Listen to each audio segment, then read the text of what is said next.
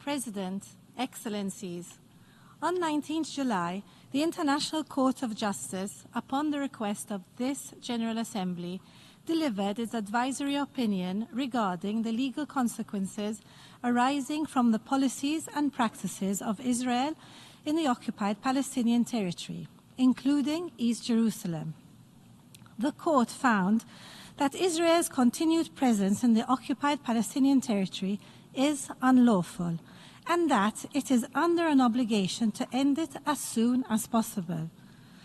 Among the legal consequences emanating from this advisory opinion is a responsibility on the part of the General Assembly, as well as the Security Council, to consider the precise modalities and further action required to end Israel's unlawful presence. In this context, Malta reaffirms its unwavering commitment to international law. Adherence to it is essential to advancing peace, security, and justice.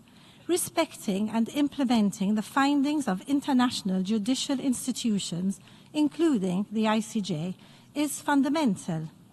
All states must respect the decisions of our institutions and cooperate fully in their implementation. Our multilateral system depends on it.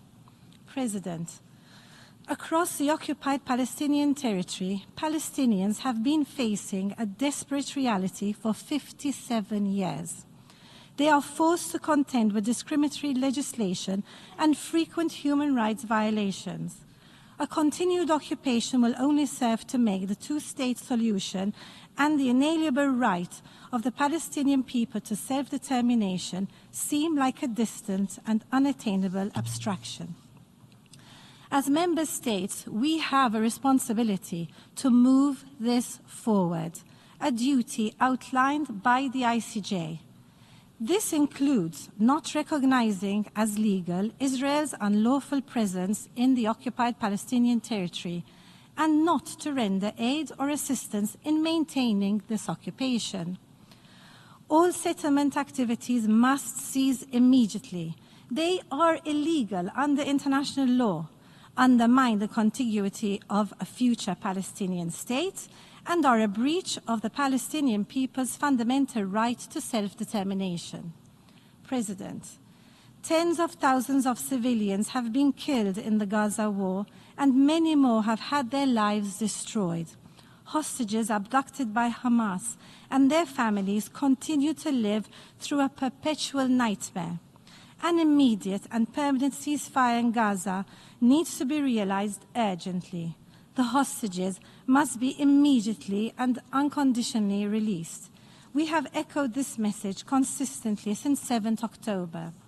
This catastrophic war has only illustrated the need to address the root causes of this conflict and take tangible steps towards the realization of the two-state solution in line with Security Council resolutions and internationally agreed parameters. This path requires courage, principled decisions, and full respect of international law. This is why Malta will be supporting the resolution before us today. I thank you.